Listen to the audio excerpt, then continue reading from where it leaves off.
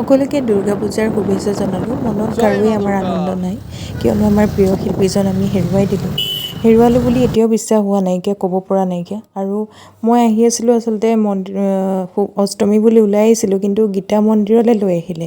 মই ভাবিছোঁ ইমানেই চুনচান জেগা, কিন্তু এই জেগাকণ ইমানেই ধুনীয়া, আৰু বান্দৰ পিনে চাৰিওপিনে খুব ধুনীয়াকৈ ইহঁতে খেলাবোৰ দেখি পেলাই খুব ভাল লাগিছে মানে।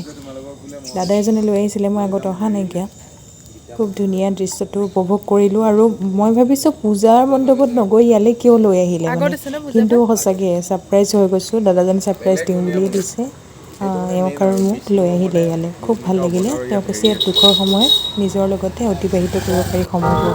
এতিয়াহে আহিছোঁ আমি আচল মন্দিৰত, মানে মণ্ডপলৈ, দুৰ্গা মণ্ডপলৈ। আৰু আজি অষ্টমী যিহেতু বহুত ভিৰ, আৰু তাৰ মাজতে আহিছোঁ।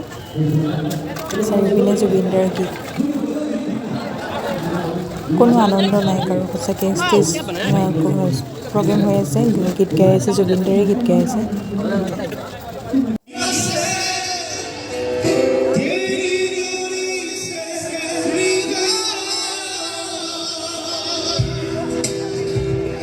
আজি ভিডিঅ'টো ইমানেই আছিলে। ভাল লাগিলে লাইক, কমেণ্ট, শ্বেয়াৰ কৰিব।